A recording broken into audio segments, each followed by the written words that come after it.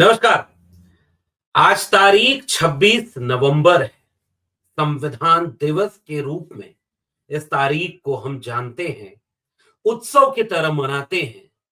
और मनाए भी क्यों न, हजारों साल के समानता न्याय के संघर्ष के बाद, इंसाफ और इंसानियत के संघर्ष के बाद एक नए रास्ते पर चलने के लिए, एक नया मुकम्मल मुल्क बनाने के लिए जब एक दस्तावेज तैयार हुआ जिसमें इस देश के मतलब को बताया, भारत क्या है, कैसे आगे चलेगा, कैसे बनेगा, किसका किस पर कैसे शासन होगा, उस किताब को बनाया जिसका नाम है भारत का संविधान। और आज से 75 साल पहले इसी किताब से यह तय हुआ कि नया भारत इस किताब के हिसाब से चलेगा। उस किताब का नाम है भारत का संविधान। इसलिए आज के दिन को संविधान दिवस के रूप में मनाया जाता है, संविधान दिवस के रूप में इसे याद किया जाता है। आज के दिन इस मुल्क ने 75 साल पहले अपना संविधान अंगीकृत, अधिनियमित और आत्मार्पित किया था। खुद को समर्पित करके एक स्वयंभू, संप्रभु, स्वतंत्र, समानता व न्याय के मूल्यों पर नया भारत बनाने का करार, वादा इस मुल्क के हर बासिंदे से कि हम जब नया भारत अब बनाएंगे तो सब बराबर होंगे, किसी की हकमारी किसी किसी नाम पर नहीं होगी।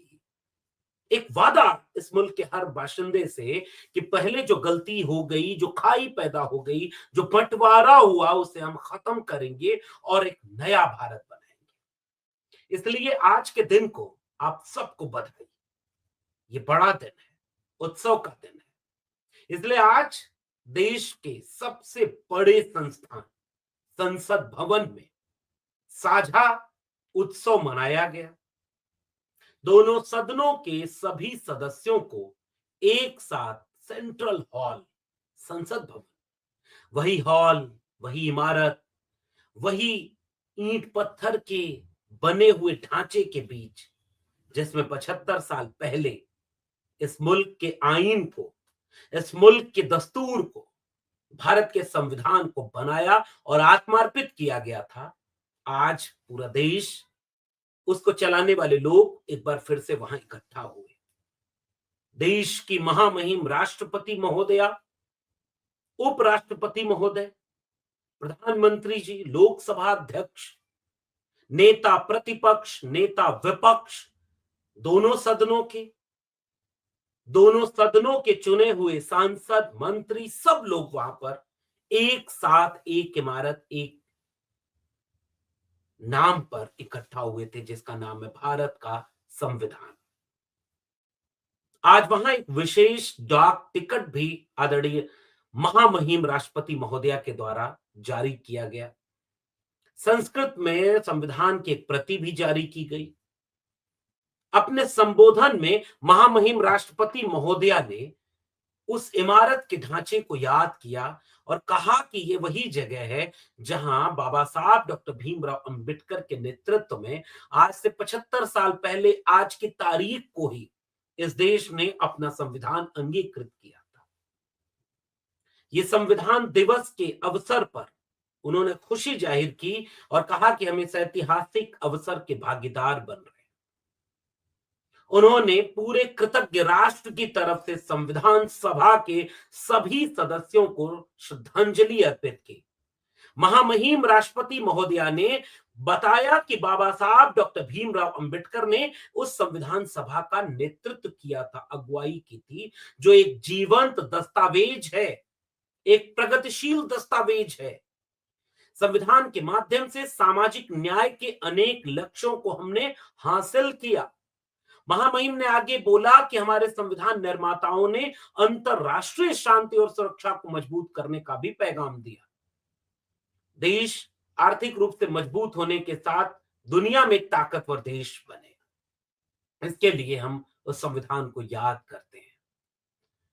और इस तरह से उस 7 लोगों की प्रारूप समिति, जिसमें कन्हैयालाल मुंशी, मोहम्मद सादुल्लाह, अल्लादि कृष्ण स्वामी अय्यर, गोपाल स्वामी अयंगार, एन माधवराव, कृष्णमाचारी के साथ बाबा साहब डॉक्टर भीमराव अंबेडकर की अगुवाई में 448 अनुच्छेद, 12 अनुसूचियां, 25 भागों में 2 साल 11 महीने 18 दिन में एक ऐसा करारनामा तैयार हुआ, एक ऐसा दस्तावेज तैयार हुआ जिससे वादा एक आखिरी पायदान पर खड़े भारतीय से किया कि अभी जो नया भारत बनेगा ना, इसमें आपके सपनों का भारत होगा। जाति के नाम पर, मजहब के नाम पर, गरीब अमीर की बुनियाद पर, लैंगिक आधार पर, भौगोलिक आधार पर, भाषा या संस्कृति के आधार पर, किसी भी आधार पर हजारों साल से जो गैर बराबरी है उसे हम मिटाएंगे, एक नया भारत बनाएंगे जो सबके सपनों का भारत होगा, सबका भारत होगा, सब मिलकर उस भारत को चलाएंगे। मगर आज एक मूल्यांकन का दिन भी है कि आज की तारीख में ये याद किया जाए कि जो केंद्र में सरकार है भारतीय जनता पार्टी की, जिसका मातृ संगठन राष्ट्रीय स्वयंसेवक संघ है, जो दबाव में दोनों बीजेपी और आरएसएस दोनों आज ये कबूल करते हैं कि वो देश के संविधान को मानते हैं, जानते हैं, पहचानते हैं, उसे दिल में लगाए रखते हैं। प्रधानमंत्री नरेंद्र मोदी तो माथा झुकाकर संविधान को नमन करते हैं। ऐसा लगता है कि देश के संविधान की अगर हिफाजत कोई कर सकता है तो अकेले बीजेपी और आरएसएस ही कर सकता है। मगर हकीकत यह है कि जैसे ही यह संविधान बनना शुरू हुआ, इस पर आपत्ति दर्ज करने वालों में पहला नाम आरएसएस का था। यह संविधान 26 नवंबर 1949 को जैसे ही पूरा होकर आत्मार्पित हुआ, अंगीकृत हुआ, ठीक 3 दिन बाद चौथे दिन यानी 30 नवंबर 1949 को ऑर्गेनाइजर, जो मुखपत्र था बीजेपी, आज की बीजेपी और उस समय आरएसएस मातृ संगठन, उसका मुखपत्र था ऑर्गेनाइजर, उसमें 30 नवंबर 1949 को इसी संविधान के विरोध में बाकायदा एक लेख छपा कि हमारे देश की संस्कृति तो इसमें है ही नहीं, सब विदेशी है। हमारे देश की सबसे बड़ी संवैधानिक ग्रंथ मनुस्मृति से तो इसमें कुछ लिया ही नहीं गया। वही मनुस्मृति जिसे बाबा साहब डॉक्टर भीमराव अंबेडकर ने उस संविधान बनने के 2 दशक पहले ही जला दिया था, सार्वजनिक तौर पर जलाया था। वो इतना आपत्तिजनक ग्रंथ था, दलितों, पिछड़ों, आदिवासियों, महिलाओं, गरीबों के खिलाफ एक अमानवीय ग्रंथ मनुस्मृति, जिसके लिए आरएसएस कहता है कि उससे तो इस संविधान में कुछ लिया ही नहीं गया। यानी शुरुआत से आरएसएस इस संविधान का विरोधी था। दूसरा तथ्य 1986, 1993, 2000 के बाद लगातार आरएसएस के लोग प्रकारांतर से इस संविधान के विरोध में कुछ न कुछ बोलते रहे और 2024 के चुनाव में तो भारतीय जनता पार्टी के नेताओं ने बोला कि 400 सीट चाहिए ताकि संविधान बदलना है। आज इस देश को शुक्रिया अदा करना चाहिए इस देश के संविधान पर कि उसी भारतीय जनता पार्टी के सबसे बड़े नेता प्रधानमंत्री नरेंद्र मोदी को उस संविधान को झुक करके सलाम करना पड़ता है। वही संविधान आज उन्हें याद आता है जिसकी तारीफ के कसीदे पढ़ते हैं। यह संविधान है जो अपने विरोधियों को भी विरोध करने का मौका देता है। यह संविधान उनके भी काम आ जाता है जो उसमें यकीन ही नहीं रखते। इसलिए आज आरएसएस और बीजेपी क्या इस उत्सव को दिल से मना रही है? क्या आज आरएसएस ने एक बार भी ये कबूल किया कि उन्होंने जो अतीत में किया वो गलत था? इस देश के संविधान का विरोध वो नहीं करते, वो मनुस्मृति को खारिज करते हैं और संविधान को मानते हैं। क्या बीजेपी और आरएसएस इस बात को साफ तौर पर कहेंगे? क्या उन नेताओं पर कोई कार्रवाई बीजेपी और आरएसएस ने किया जिन्होंने कहा था कि 400 सीट इसलिए चाहिए क्योंकि इस देश के संविधान को बदलना है? क्या उन नेताओं पर कोई कार्रवाई हुई जो अल्टरनेट संविधान लाने की मांग करते? प्रधानमंत्री के आर्थिक सलाहकार जो अब मरहूम हो गए, वो आर्थिक सलाहकार तक लेख लिखते हैं कि भी संविधान पुराना हो गया, इसे बदल देना चाहिए। तो एक बात नहीं है, सिलसिलेवार बीजेपी और आरएसएस संविधान के खिलाफ खड़े हैं। कभी साफ दिखता है और कभी प्रकारांतर से दिख जाता है कि कभी वो लिटरल एंट्री ले आते हैं, कभी वो एनएफएस करते हैं, कभी वो प्राइवेटाइजेशन करते हैं, कभी वो आरक्षण को खत्म करने की बात करते हैं, कभी संवैधानिक संस्थाओं ईडी, सीबीआई और चुनाव आयोग का दुरुपयोग करते हैं। और इसी बात को कोट करते हुए आज बीजेपी और आरएसएस से संविधान दिवस के दिन कुछ सवाल पूछे जाने चाहिए। एक सवाल पूछा समाजवादी पार्टी के राष्ट्रीय अध्यक्ष अखिलेश यादव ने कि क्या उत्सव मना देने से संविधान बच जाएगा? क्या संबल में जो लोग मारे गए, जिनका वोट लूटा जा रहा है, मशीन का दुरुपयोग किया जा रहा है, संस्थाओं से लोकतंत्र को कमजोर किया जा रहा है, उसके साथ जश्न मनाकर संविधान दिवस मनाना क्या जायज है? अखिलेश यादव अपने बयान में पूछते हुए पाए गए कि क्या संबल में जो हो रहा है उसके साथ हम इस समान सम्मान समारोह में, उत्सव में भाग लें? क्या ये नैतिक होगा? क्या ये जायज होगा? क्या ये संविधान की मूल भावना के साथ न्याय करना होगा? इस देश में संविधान एक मुसलमान को वोट डालने से रोके, एक गरीब को वोट डालने से रोके, ये अपने प्रतिपक्षी पार्टी के मानने वाले लोगों को विरोध करने से रोके, आंदोलन करने पर जेल डाल दे, फर्जी मुकदमे लगा दे, फर्जी मुठभेड़ में गोली मार दे, फर्जी तरीके से लोकतंत्र को कमजोर करे, अपने विरोध की आवाज को दबाए। इन सब के साथ क्या लोकतंत्र में संविधान का उत्सव मना देने से संविधान बच जाएगा? और ये किस तरह के बहुत सारे गंभीर सवाल समाजवादी पार्टी के सांसदों ने इस कार्यक्रम के बाद उसी संसद भवन के गलियारे से पूछा। उन्होंने पूछा कि संबल में जो लोग मारे जा रहे हैं, क्या इस संविधान ने उनकी हिफाजत की? और नहीं की तो क्यों नहीं की? उन्होंने पूछा सवाल कि संविधान अगर है तो वोट भी नहीं डाला जाएगा, और अगर चुनाव आयोग को लिखित में सबूतों के साथ हम शिकायत दर्ज करेंगे कि भाई वोट डालने का अधिकार भी अगर महफूज नहीं है तो फिर संविधान कितना महफूज है? क्या निर्णय हुआ चुनाव आयोग के द्वारा? क्या कार्रवाई की चुनाव आयोग ने? एक भी चीजों का सबूत नहीं है। आज की तारीख में इस देश के जेलों में बहुत सारे ऐसे लोग बंद हैं जिन्हें जेल के बाहर होना चाहिए। फिर संविधान उनकी हिफाजत क्यों नहीं कर पा रहा है? भ्रष्टाचार के आरोपी लेटरल एंट्री ही नहीं, इलेक्टोरल बॉन्ड तक की चोरी इस देश में पकड़ी गई। संविधान ने क्या किया उनके लिए? खुलेआम जिनकी सरकारें बनाई गईं, सरकार गिरा दी गई।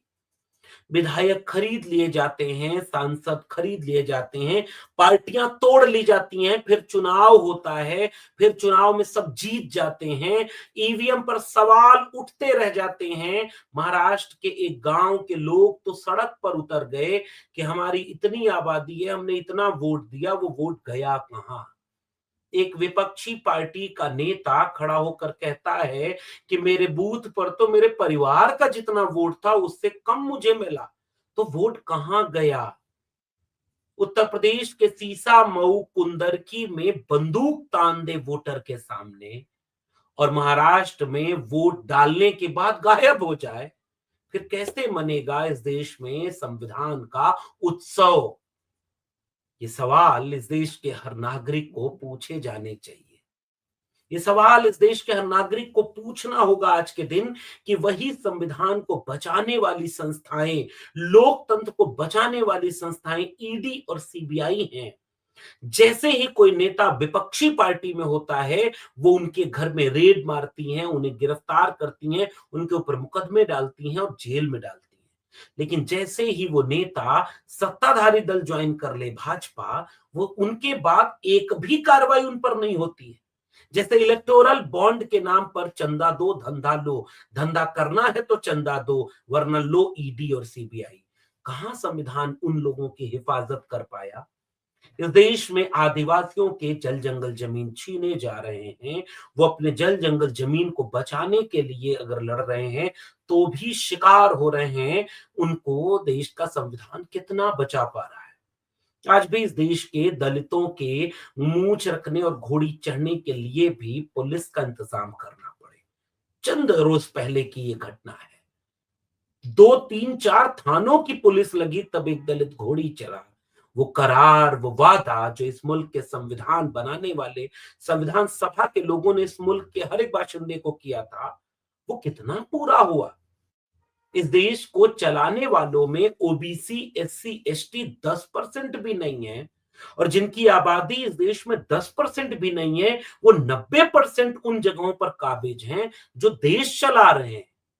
वो पूंजीपति हैं, वो मीडिया में हैं, वो न्यायपालिका में हैं, वो प्रोफेसर हैं, वो इंजीनियर हैं, वो डॉक्टर हैं, वो ब्यूरोक्रेसी में हैं, वो कैबिनेट सेक्रेटरी हैं, वो जॉइंट सेक्रेटरी हैं, वो अधिकारी हैं, कर्मचारी हैं। उनके पास इस देश का 90% पैसा है, उनके पास इस देश के 90% जमीन है, नौकरी है, शिक्षा है। और जिनकी आबादी 90% है, उनके पास ये सब कुछ 10% भी नहीं। तो ये आजादी का अमृत काल किसका है? आजादी के 75 साल पूरा होने के बाद, संविधान बनने के 75 साल पूरा होने पर जो भी जश्न मने, वो क्या इन सवालों के बिना पूरा हो पाएगा?